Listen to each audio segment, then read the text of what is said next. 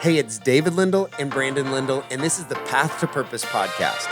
This is monthly content and conversations to help you live intentionally and walk in your purpose. We couldn't be more excited that you've joined us for this episode, and we want to make sure that you subscribe and follow us on all of our social channels so you don't miss a thing. And if the content helps you, it would mean the world to us if you left a review and shared it with someone else you think would be strengthened by it. We hope you love this episode of the Path to Purpose podcast. Thank you for joining us for another episode of the Path to Purpose. We are so grateful for every one of you, wherever you're listening from, watching from, all over the world. I would highly encourage you to do something with the Path to Purpose. It's about the conversation. And so make sure you ding that bell for notifications. You share with somebody you know will benefit from the content. And today, you're definitely going to benefit from it because we've got none other than pastor, leader, international traveler Jabin Chavez with us. And Pastor Jabin. Wannabe golfer. Not true. You are a golfer. I'm a bad golfer. One day going to be a good golfer. I don't think that's accurate. You would really say you're a bad golfer. Like you would say that in your heart of hearts. I would say if I was playing with good guys, I'm bad, but I'm better than the average golfer. You're better than me. But yes, by a long shot. I don't know how I played with you, but I'm not. Yeah. Yeah. No, well, one day though. I don't think you're a bad golfer. Okay, I speak life over your golf game. I receive it. And we are grateful to have you all the way from Las Vegas. Thank you. And you preached a powerhouse word today. And we, as preachers, so I don't think this is talked about a lot. I love talking about preaching. Well, I'm just wondering if you would recount maybe a memorable preaching fail. Because we all have them. And I think sometimes people, they don't get to hear about them. And so can you remember one that was just like, oh, it was so bad? I feel like all of my sermons were bad at first. So I don't know where to choose from. Do you remember your first sermon? Yes, it was on Joshua, and it was called One Life, and it was like the power of one life, like something like that. I don't remember anything else about it. I can remember being in youth ministry and like yelling at like the bad kids, like, you're distracting her and you're going to send her to hell because she needs to hear the gospel and it's going to be on, the blood's on your hands. Like just like losing it. Yeah. Did that work? No, of course not. Kids like, bro, I'm 16. I don't care. It's like, I've definitely had those. I remember like getting real distracted by, I was like doing a youth camp one time and like giving it my all, and this like, 11-year-olds on the front row eating Doritos. It was Doritos, just a full bag of Doritos. And I just remember going, can you please stop? Where's your youth pastor? I'm like yelling at the kid, but I'm really yelling at the youth pastor. Yeah, somebody went and grabbed the chips. Come on. That's good. And so I've had some like berating the crowd moments that are like trying to tell a joke and no one laughs. And I'm like, this is funny. So when you grew up, did you have a youth group? You're not funny. I'm funny. That's good. You have to tell them. Yeah, a joke's bad when you're having to tell the church that you're funny and that they just have a bad sense of humor. Well, sometimes they need to hear it. Sermon's good. So when you grew up, did your church have a youth group? Like, did you have a youth pastor? Did he do that? Yeah. Like he was brutal. He'd scream at us, you need to pray for revival. It's like... So that you came by condemnation, all the good stuff. Oh, good. Because we were like in youth group during like the revival days of the 90s and then like the call, like, so it was like just all that, like, if you remember, like, this is old school, but like, so it was all just like, we're pressing in, so there was a lot of like open air correction about not being on fire for God enough. Well, I remember my first sermon at James River as a staff member. No, I wasn't a staff member yet. I was in seminary, and my dad let me preach on a Sunday night, and I was fired up, but I did not understand. I was preaching a little bit, but not a lot. And so there's like the dynamics of a service flow, and we didn't talk about how to close it. And so I didn't have like an altar response. I just like prayed over everybody. They were all sitting, and I just left them sitting and I prayed over them and then just was like, and I didn't have the team come up to sing a song, like nothing happened. So they're all just sitting there and it just ends. And he goes, oh, that was good. You might change that in the future, but you're learning, you don't know anything. Yeah. You don't know what. It's funny having grown up in church all that time. And like I still needed that. I needed the coaching of like, okay, this is the dynamic you felt. This is why it landed that way. Yep. But anyway, plenty of bad, I feel like, moments and just, that kind of thing. But preaching is one of the things about preaching, like golf, is you just have to do it. Yeah. Because you just got to get reps. Mm-hmm. You got to get around people. You got to fall in love with people and with helping people. So it is a big, it is just one of those artworks that. Who would you say helped you the most in terms of understanding the art of preaching? Because I think it is an art. A lot of times there is the reality. I mean, I think every time I'm preaching, there's the reality of what is happening in the room with the people and the sensitivity to what the Spirit of God is doing. And all of that, you don't just come by it naturally. Yeah. You have to have somebody help you process and feel that out. Yeah, I would say that in the early. So growing up, I grew up in like more of a teaching church where like today, and I don't do this often, but like today I taught on like peace, right? And then I just kind of kept working that thought. And I kind of grew up in a teaching church like that. Like today we're going to talk about, whatever, prayer. And it's like, but the first time I had ever heard like preaching, like read a text, like kind of more classic Pentecostal, or even Southern Baptist, but like, preaching a text. I heard Judah Smith like read 5 or 6 verses and then preach it. And I was like, oh my gosh, that's awesome. Wow. Like I had never heard that before. So that was very impactful for me. And I think that kind of changed my communication style. And then being under Jensen for so many years, like he just was the master at really, real slow. And he knows where it's going. And he knows where he wants it to go, and he knows where it's going to land. So he's okay with getting it there, and not feeling like I've got to come out of the gate swinging. Yeah. So his tempo really helped me. It's like today I'm kind of getting up there, I'm talking a little bit, and I've had people compliment me like, "Man, you're not in a hurry." Yeah. But it's in a good way of just kind of like, "No, I know where we're going," so I can kind of let it build, and then.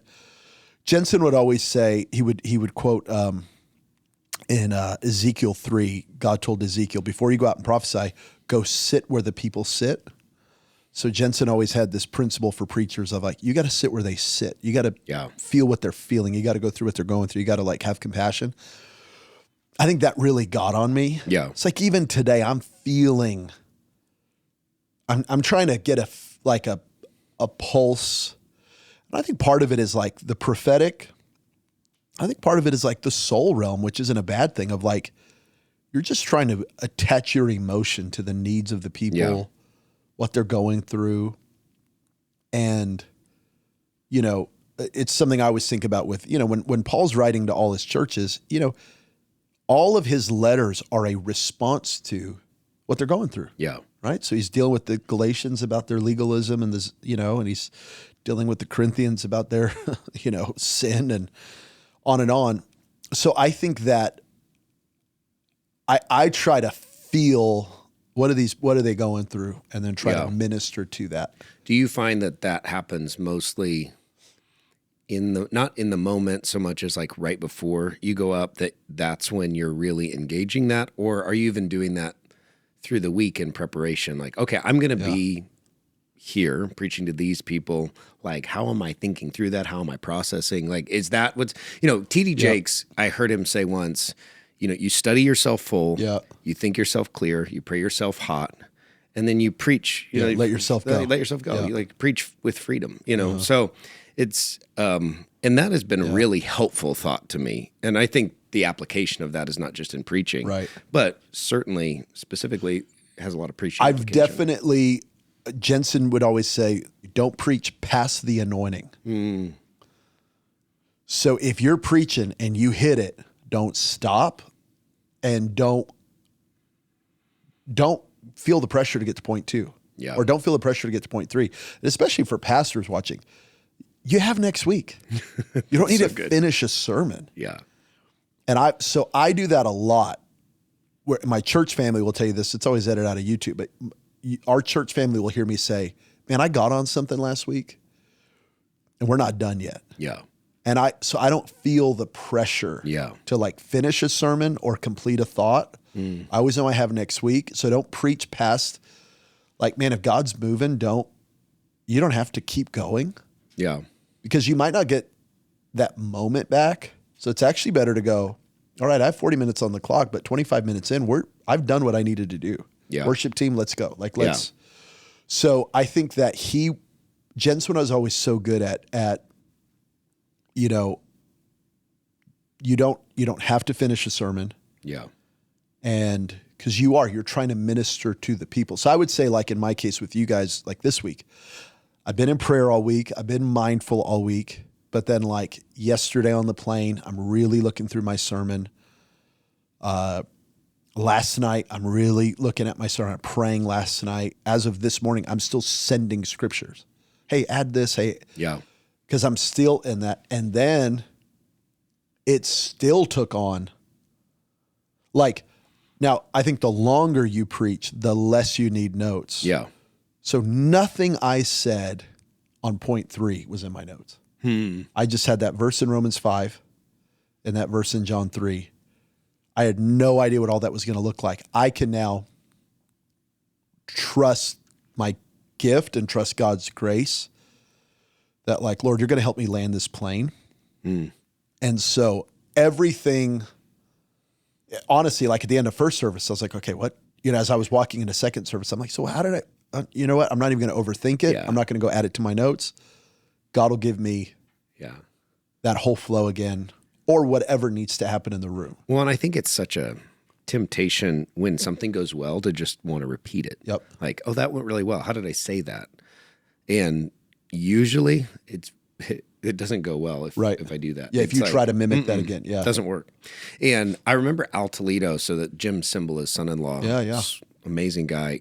He said, when you walk into a setting, that's Jim Cymbal, his son-in-law. He said, when I walk into a setting, I'm thinking, what does God want and what do people need? Yep. And if I can hit that target, like that's the center of where I need to be. Like, what does God want? He has an agenda for this. But then what do people need? And I think that's really beautiful that you are, as you come into the space, trying to put yourself, like Jensen said, where the people sit. Yep. And obviously that makes for really compelling and compassionate preaching. So, and I think that's the compassion side. And then I think on the preaching side, if we're kind of going down that road, John MacArthur would say, he was a huge fan of mine, by the way. John MacArthur. I believe that. You got to think he's smiling right now in heaven. He's in heaven. He knows you guys are going to be buddies for all eternity.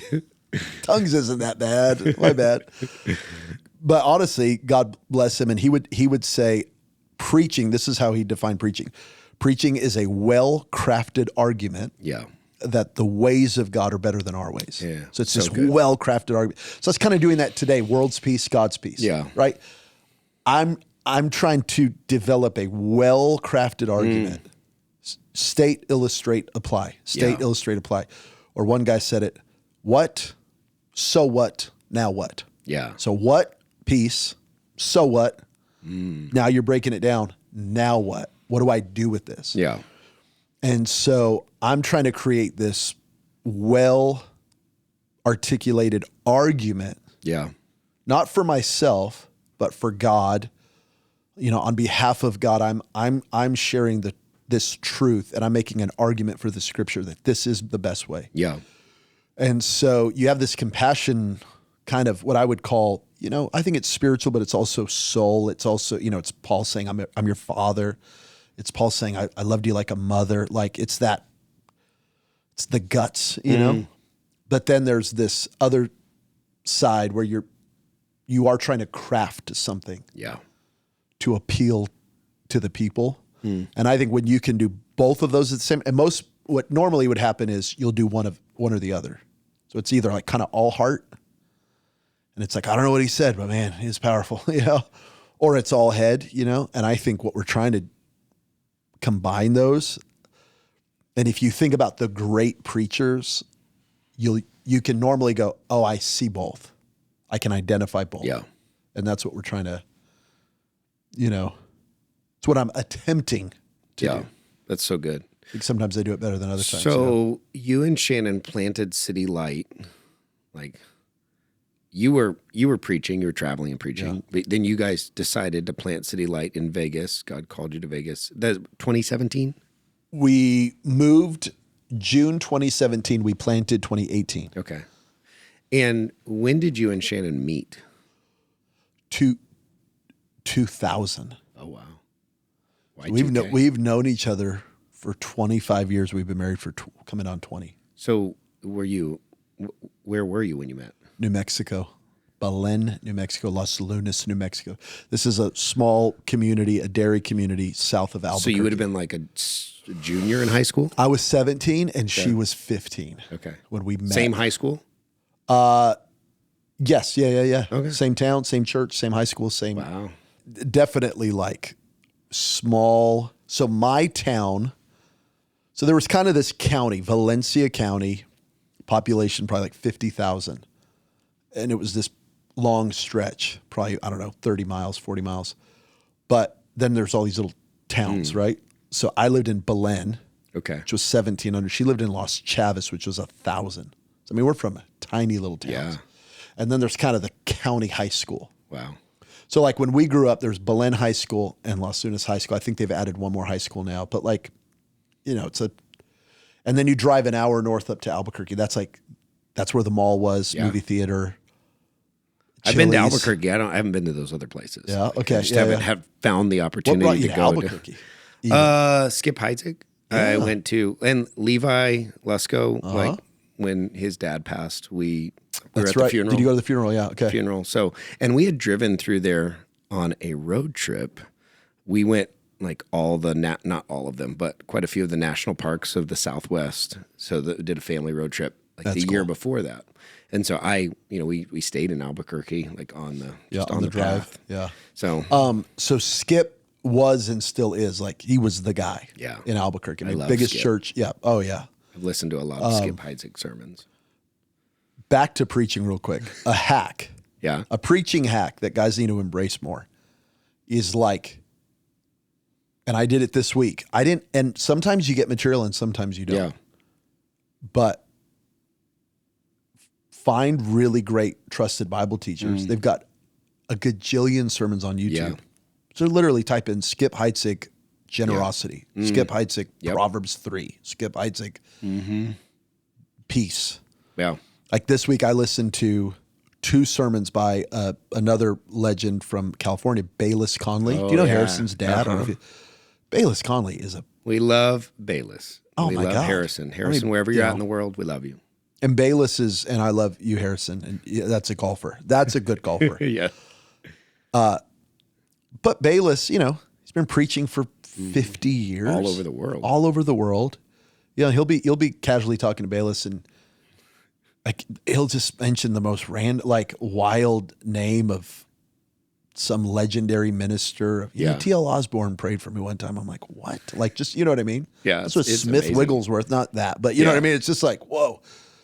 So there's nothing wrong with doing that. You know what I mean? Like your dad's been teaching verse by verse forever, to type in John Lindell, Yeah. Hebrews 1, something will pop up on Yes. YouTube and it's like, there's nothing wrong with that. Oh, it's great. Inspiration. Yeah.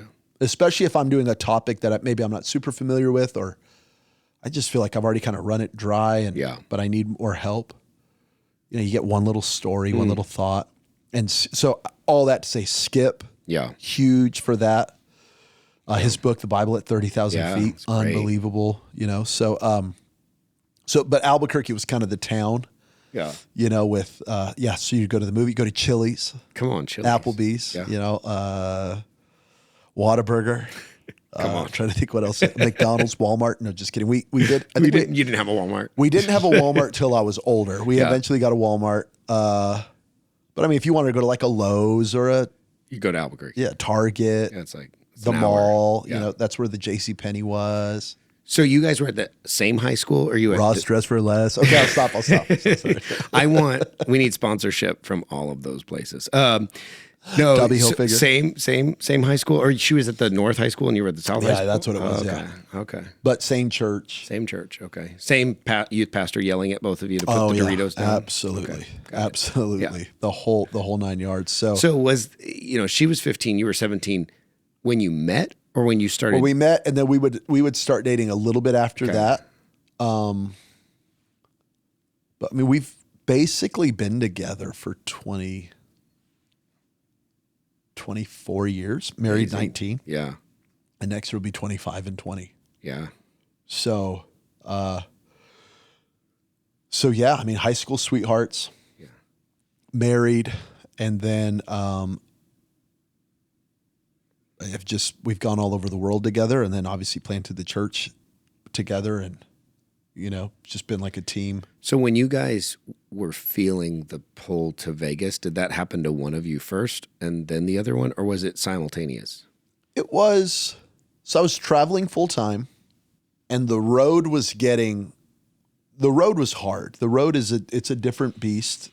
Pastoring's very hard, I've come to find out. But the road is it's Groundhog Day. You're just, especially when you're an evangelist. It's a new church.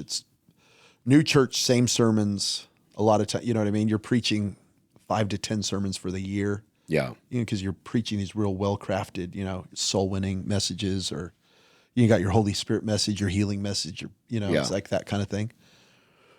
Leadership message, whatever. So it was in some ways easy, but in some ways not as rewarding. Just, so pastoring is like the lows are way lower. Yeah. But the highs are so much higher, right? You know what I mean? It's like when it's a win, you love these people. Yeah. And when it hurts, it really hurts, right? So it's more extreme. The road is kind of this weird, you're kind of going numb a little bit. And when I thought about older evangelists, and I'm talking about like the successful ones, I just thought like, man, I don't want to be 60 living on an airplane. Yeah. Like still like grinding. You know Yeah. what I mean? And like, I just was like, I want to be home. I want to build a family. I want a home base. So that's kind of how it actually kind of started more. Like God just started giving me this desire to like start slowing down. Yeah. So then out of that, it was about prayer, and just we started praying through where would we go. I always thought we would take over a church, always. Yeah. And then we started getting opportunities. We got offered different churches around the country. Man, I had no peace. Like it just never was the right move for me. Like it just never felt like the Lord. So then we started thinking through, okay, we don't want to be in Orange County. That's where Free Chapel is. We didn't want that. So we started praying about Northern California, Boise, Vegas, Phoenix, Denver. Just started praying through a list of cities, basically. Yeah, because, we were basically like, let's think maybe as east as Austin, but west. Yeah. Big cities, but not, not mega, not Miami, not New York, not LA. What do you think the principle out of that process is for the because I think you say we like couldn't get a peace about taking a church. Yeah. And I think there are some people probably listening and going like, what does that mean? Because I think unless you've been taught to understand what the peace of God feels like, like how would you describe that to somebody? Yeah. Oh, I would start with when you're on mission for God, number one, it's always yes until there's a no. So it's like, is James River going to have more campuses? Of course. But so we're going there, but then the Lord will go, no. Yeah. It's Paul going, of course I'm going there. And then the Spirit of God said, no, you're not. Yeah. And Paul went, oh. Okay. Yeah. So you're kind of on mission. It's like, yes. Like, and we were talking about this earlier, like we were absolutely set on starting a second campus this January 2026. We were set on it. Because to me, I'm like, yes, we're winning more people to Christ and we're going to start more locations. We're not even praying about it as much as it's yes. But then in prayer and in your walk with God, all of a sudden you start feeling a no. So I think it's almost like you live in peace. If you're walking with the Lord, prayer, the word, fasting, obedience, you're in this place of peace. All of a sudden the peace lifts. Yeah. That's the no. You feel it. And you go, whoa, Yeah. wait, okay, God's checking this, right? The Spirit of God's restraining us. He's telling us no, he will not let us do that. So for Paul, it was like, well, of course we're going over there. And then God says no. Then Paul goes to sleep and he has a dream. And it's the Macedonian call, right? Calls him to Philippi. And he goes, oh, that's what God wants us to do. So for us, it was like, of course we're going to start another location. We have to. We're in 5 services. We're busting at the seams. And then all of a sudden it's like, no, we actually need to start a school of ministry, right? So it's not that I'm not praying. It's not that I'm assuming, but it's like we're just kind of going yes until God says no. Yeah. I think that's a really kind of important principle. Then I think about Acts when the apostles are trying to figure out what do we tell the Gentiles, and they said it felt good or seemed good. We sensed, we felt. It felt good to us in the Holy Spirit. Yeah. What is that? So in prayer and fasting, they finished praying and fasting, and they did not say, thus saith the Lord. They did not say, we have the word of the Lord. They did not say, God has spoken. They said, you know what? We have this feeling. It seems good. That's the peace of God. And that's that. So we started going, Denver, doesn't seem. Austin, Albuquerque, do we go back? Phoenix, no. Are you sure not Phoenix? I mean, we prayed about Phoenix. And then Vegas was like, whoa, this feels good. Had you spent time in Vegas? Mm-hmm. Okay. But had zero thoughts of planting there. And then it's like, oh, this seems good. Yeah. And to the Holy Spirit. So it's like us and God, there's this witness. That's what you're looking for. You know, Kenneth E. Hagin, who's, founded Rhema, and he's in heaven now, but, was one of the kind of first Word of Faith guys back in the day. So don't get caught up in all that, whatever you feel about all that. But he used to say, pray till there's a release, and he would say, pray till you get happy. And there's something about that, like, you'll feel that, and he would say, that's that John quickening. That's that first John quickening. It's like, that's it. Yeah. That's that. So I think you're looking, again, and it's not that you live by feelings by any means, or even by your 5 senses. It's that you'll get this like knowing. It is a knowing. It's a deep calls unto deep thing and you learn to trust it. And by the way, as much as we did it for planting or for making big decisions, I feel like that even in my preaching. Yeah. Where you feel this, like, some would say, like, I have to preach from a burden. Like, I have to preach from and I would say you got to preach from like that feeling in your gut, that, again, 1 John, that anointing that quickens you. And you're like, oh, this is what I'm supposed to preach. Yeah. So I think it's hard maybe for guys to to get into that. But I think it's so important. Craig Rochelle talks about that too. He's like, I pray every day. I wake up, I give my day to God, I give my ministry to God, I give my life to God, I pray. And he said, and then I just do what I think I'm supposed to do. Yeah. And then if I'm really off course, I'm going to trust that God's going to go, hey. Yeah. Kevin DeYoung had this little book. I think it was like, do what you want to do. Like, wow. And the premise was, if you are praying for God's will and you're living for the Lord, like, so many people get caught up in this in between of like, how many times have you had somebody come up to you and they're like, I don't know what God's will is, Pastor. And they're weighing out 2 things that are good things. Like, so that's assuming, but I think a lot of times the people I'm talking to, it's not like, hey, I'm either going to join this drug cartel or I'm going to serve Jesus. What do you think? Like, that's not where they're at. they're saying, hey, should I take this job or this job? And they lay it out before you, and you're like, both of those seems good.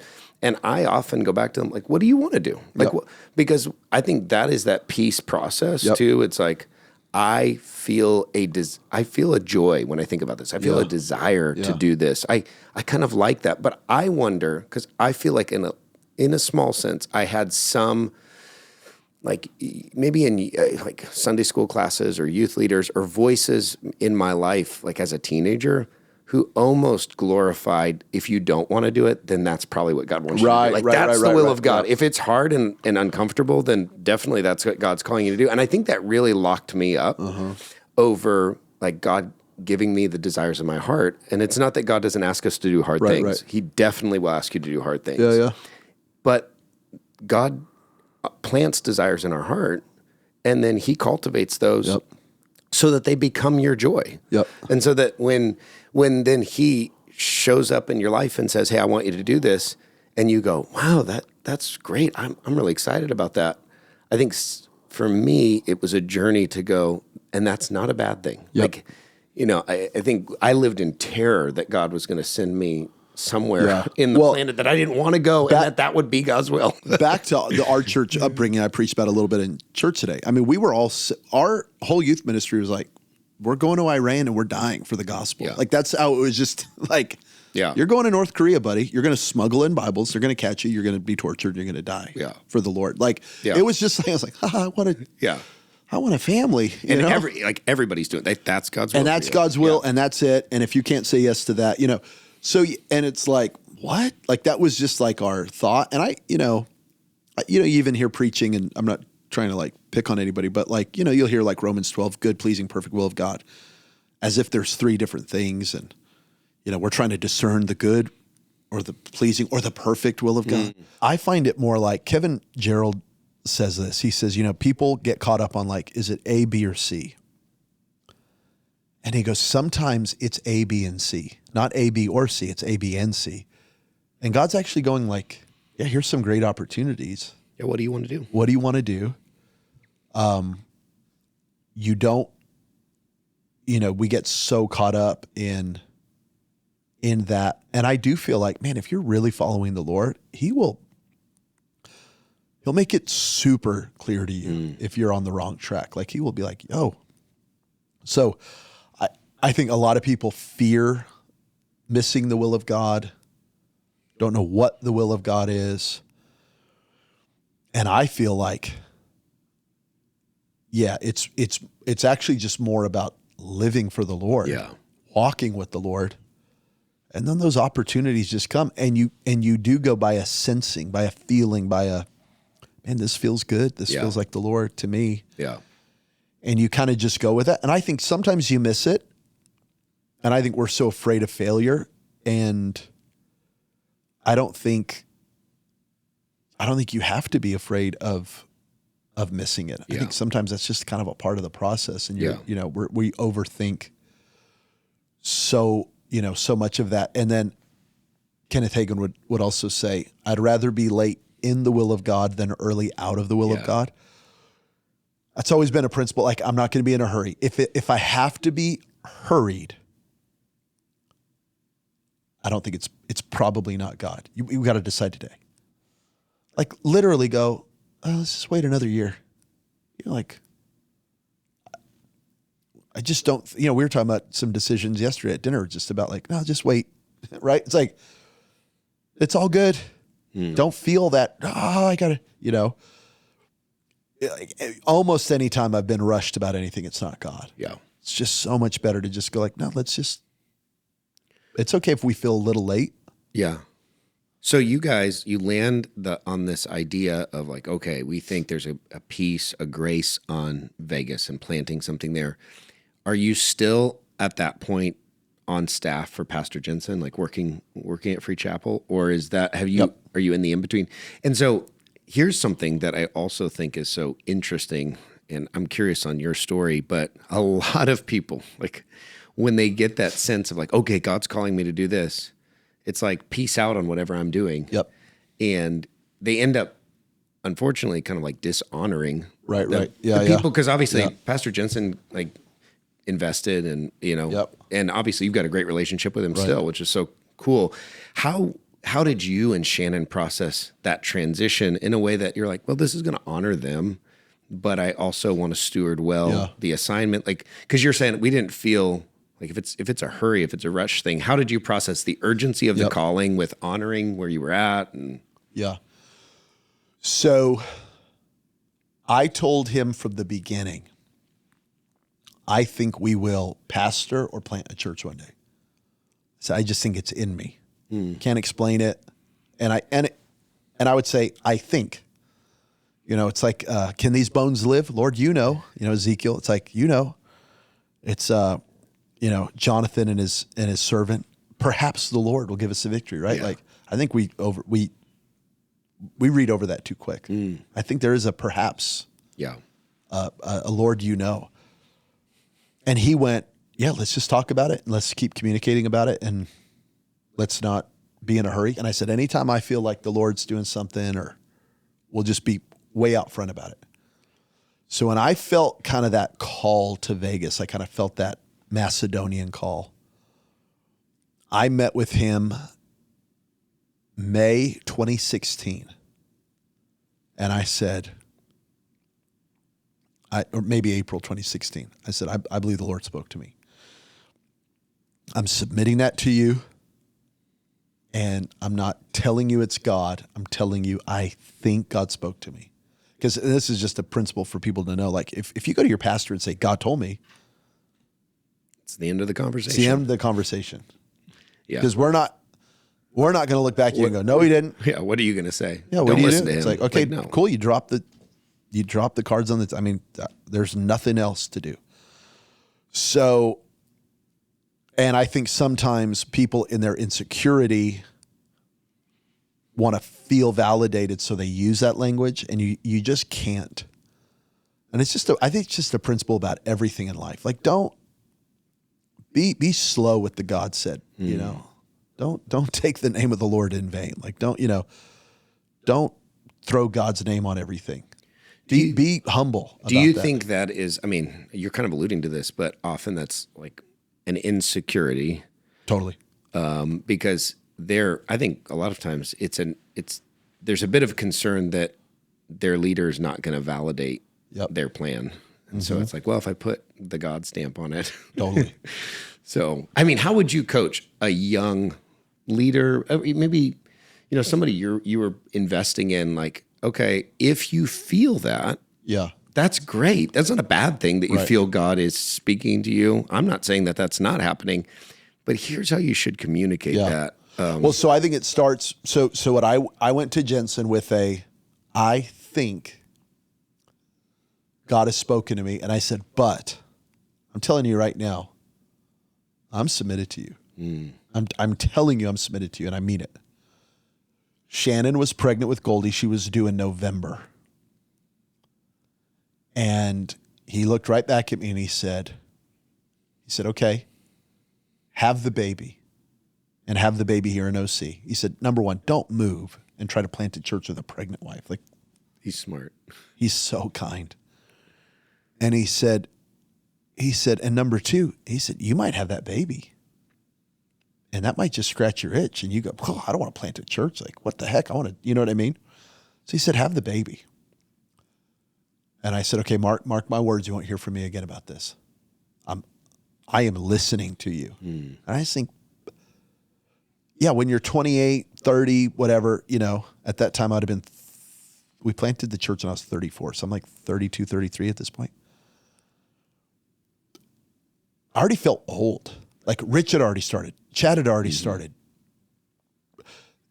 Carl was going, like, it just felt like, oh my God, what am I doing with my life? Passing yeah, life has passed me by. Now I look back, I'm like, man, I was so young. Yeah. I could have waited a couple more years, got through COVID. Like, dang. What did I do? Yeah, what did I do? So it's just funny to it's just funny to think about. But anyway, and he didn't hear from me. I just locked in. I put my head down. I kept crushing it. Didn't talk to anybody about it. And we had that baby. And around the holidays, I said, I'm still feeling this. Like I had Goldie and we're still feeling like we got to go. So again, he goes, well, we pray and fast at the beginning of every year. So he goes, well, we're about to go into fasting. Let's pray. Yeah. I said, all right. So let's talk after the fast. So 21 days of prayer and fasting ends. And I said, yeah, I'm feeling this. And he said, let's talk after Easter. And I literally went, I'm telling you, I'm not doing anything without your blessing. Yeah. So I'm not going anywhere without you. Okay. So then after Easter, I said, I'm only getting more and more confirmation. This is the Lord. And he said, no, he said, it's time. And he said, give me till June. Yeah. I said, done. So June 1st, we packed up and we went. So I invited him into the process. I never threw the God card down. And I was very honest, but I was also incredibly submitted. And I literally told him, if you tell me not to go and you tell me this isn't, I won't go. Because I just don't care. Yeah. I want my relationship with you. I'm committed to it. Yeah. And so they were with us every step of the way. And then sent us out June 2017. And then we planted February 2018. Wow. And and our relationship is awesome. He's my pastor, and we're fully, in relationship with him. And so, I think the flip side of that is like guys who are going, well, my pastor isn't like Jensen Franklin. He just fired me. Well, you got to figure that out. I shouldn't laugh, but but no, I mean, Oh, you feel led to go. Well, today's your last day. But I would say you owe it to the guy who's paying you to be honest about what you're feeling and to invite them into what you're feeling. Now, again, if you go to your pastor and say, the Lord told me I need to go plant a church. Yeah, we're done. Yeah. But if you go to your pastor and say, I am feeling things. Yeah. And I'm inviting you into what I'm feeling. Yeah. That's honorable. And then just be patient with that. Because your pastor has every right to go, all right, well, I got to figure this out. Yeah. Give me some time. Give me a year. Give me 6 months. Give me 5 years. I don't know. Yeah, I mean, you know what I mean? I just think like, let that process begin to. So from the start of when you were thinking about praying about a city in the Western United States till 3 years. 3 years. I think everybody needs to let that sink in. 3 years. 3 years. 3 years. And then it was 14 months from the time we felt Vegas to the time we moved. Yeah. In my opinion, that's incredibly refreshing to hear you say that, because I think so many people feel they feel a burden, a calling, a shift, and it's like, well, I'm going to submit my resignation letter tomorrow. Like, Right. As opposed to, and I think there's something really beautiful. And hey, if there are some callings, assignments where that may be applicable, but I think the willingness to wait on the Lord, but also go on a journey of processing and praying with somebody you trusted. Totally. And Totally. part of, because I realize not everybody is going to be in the relationship with a Jensen Franklin in their life. And yet, to me, the process of deciphering God's will usually is best done, and I think is best done with somebody in your life, another voice further down the road, a mentor, a leader, a godly mom or dad, who you lay that burden, that vision, that calling in front of and say, what do you think? Yep. And I guess part of my hope would be that anybody listening to this conversation, if you don't have that person in your life, then I don't think you're in a good spot. Yeah. And you need to find that person. And I would also say, like, it's an interesting thought, because I was just reading Galatians this week. In one breath, Paul's going, nobody called me but God. Right? And it's like, dang, okay. But then the next, he's like, But then I went and talked to the apostles, and they said, take care of the poor. And he goes, yeah, that's all I wanted to do. So it's like, yeah, in one sense, no man called Paul, right? But in another sense, he was submitted to the apostolic authority. And I think, so there is this two sides to one coin, which is God's called me. God's anointed me.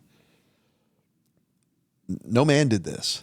But then there's this other side that it's like, yeah, but I went and talked to the apostles and I worked this out with them and they sent me. And Romans said, how can I preach if I wasn't sent? How do you preach that being sent? And I just think there's a lot of people aren't sent. Yeah. And I think for the young guys watching that, you know, you can watch some of these stories of church planters with explosive growth. And maybe I'm a part of that. I don't know, but you know, but you need to be careful. Yeah, like I'm thinking about Manny Arango in Houston. He's going to start with 5 gajillion people, right? We love you, Manny. Yeah, we love you, Manny. I think he's starting soon. Yeah. There's going to be 1 million people at church opening Sunday. But he served Robert. Yes. And he honored Robert. And he served his last pastor. And Manny comes from like spiritual lineage from up in Boston. And you know what I'm saying? Like Manny hasn't been this alone. He didn't come out of nowhere. He didn't come out of nowhere. Manny's been grinding. And Manny built Manny wasn't just a traveling speaker. Yeah. Like, frankly, I was. Manny built a ministry, books and resources and Arma. I'm just saying, like, you know, that didn't just happen. Yeah. It's actually a very slow, long process that, you know, you might look at a guy like that now and go like, oh, that just popped off. It's like, well, no, actually, I've known Manny forever. Yeah. And Manny's been in the grind, right? So I just think that's, and I would say even about myself, like if you look at City Lights, 7 years old, all the people coming in the building and the blah, blah, blah. Yeah, but man, I've been at this. Yeah. You know, like I've been hacking away for a long time. And so, you know, or look at a Rich Wilkerson. Well, you got 6 generations of Pentecost. You know what I mean? Yeah. It's like, it's not like. No, it's so true. I think it's that simultaneous honoring of the legacy, but also looking at the history of serving and the way they stewarded the opportunities. Like the people that you're naming consistently stewarded opportunities that nobody knows about, nobody saw, nobody was sharing, liking, commenting on, and in the dark, they developed. And so, yeah, the reason that you are being blessed by that ministry or that person's impacting the world is you can chase that trail. Like and it's a trail of selfless service, submission, right. You know, letting people speak into their life, and all the way back to that peace, the peace part of this conversation, being guided by the peace of God and not running ahead, not getting out of, as Jensen says, not getting out of the grace, you know, because that's not just a preaching principle, that's a life principle. Yeah, it's just a life principle, And so, I think a lot of times we're making judgments about people's success and how they got there. Success, you know, it is success. But like we're making judgments about that. And kind of convincing ourselves, oh, this is easy. And I haven't been able to succeed at a local church, and I've never grown a youth ministry or a young adult ministry, but I could go plant. Yeah. Oh, probably not. Yeah. Because this thing is hard. Yeah. Yeah. Senior pastoring is hard. And I've had a lot of success, and it's hard. Yeah. Let alone going through hell. Like, we've had nothing but momentum, and it's still the hardest thing I've ever done. Yeah. Right? You know what I'm saying? So, like, let alone, so that, you know, any young person who's watching who's like, well, I haven't done well at all these other things. I think I'm called to be a senior pastor.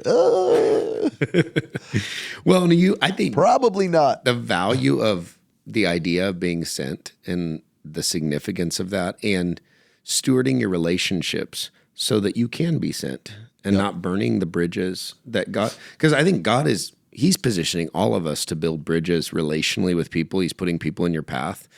And I mean, the fact of the matter is, no matter who you are, God has put people in your world who can help you. And honestly, if you've got a calling that needs a sending component to it, and he's going to give that to you Totally. at the right time, right season. But you got to steward those relationships well so that there is somebody to send you and who feels good about sending you. Yep. Like, I think that, obviously Pastor Jensen felt very good Right. at the right time about sending you and Shannon to Vegas and putting his blessing on that. And then, through the years, continuing to cheer you guys on, support you guys. I'm sure there's a bunch of stuff he and the church have done to just Totally. encourage you and push you forward. But Yep. I think that positioning of ourselves to say, I know I need to be sent. I'm not just a free agent, like, just doing life out here on my own. That's not the best way to do life anyway. So, yeah, I appreciate you speaking to all of that because that's so important and so valuable for everybody to hear. And you need it. What I think you don't realize is how much you need a strong support system when you are a senior pastor. Like, it is my friendships that have gotten me through. It is my relationships literally, I can think about that miracle piece of land that we just bought, 5 acres, 5.6 million. And I think about the fact that the Department of Aviation, DAAT, DOA, whatever, DOA, FAA, City Council, Clark County, our lawyers, everybody said no, impossible, it will never happen. And your dad prayed for me, like for real, and said, we're going to break that thing open. Yeah. And God's going to give you that land. And we got the land. I mean, it's a miracle. It's just straight up a miracle. You got to have some homies, man, who can pray. You got to have friends who can tell you the truth. Yeah. You got to you don't want to do this on your own anyway. Yeah. So there is that sending component. There's that friendship component.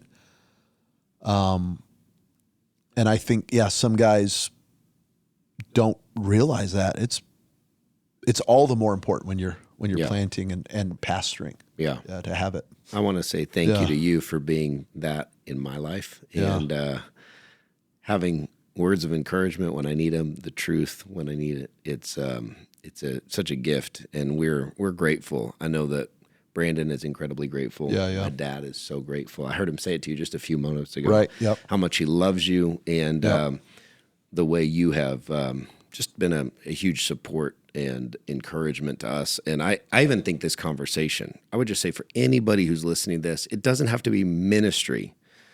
That's obviously been the context in which we've talked about these things. But wherever you're going, whatever you're doing, everybody has a calling and assignment on their life if they'll lean into the Lord. And everything you talked about, everything you've just been kind of camping out on in this last hour is so essential if they're going to walk in that calling. I mean, honestly, calling is something we have to steward. And so I think, you need great friends, you need godly friends, but you need those mentors, you need those voices who are going to send you out. You need them, and that requires you to make an investment in them. Totally. And so anyway, you've lived it, and thank you. You've paved an amazing roadbed for young leaders to walk on. And so thank you for doing that. Thank you. Makes a massive difference. But thank you. Thank you for being on the pod. We was a love this blast. conversation. Oh, that Had was the best an hour. time. Look at Yeah. that. So it's been a great conversation. And for everybody who's joined us, man, thank you so much. We love you being a part of the Path to Purpose. And of course, if you haven't subscribed, go do it. Subscribe. Of course, share this with somebody you know would benefit from it. And we would love it. Brandon especially, he's not here right now, but he would love you to leave a review, and I would too. We love you so much. We'll see you on the next episode of the Path to Purpose.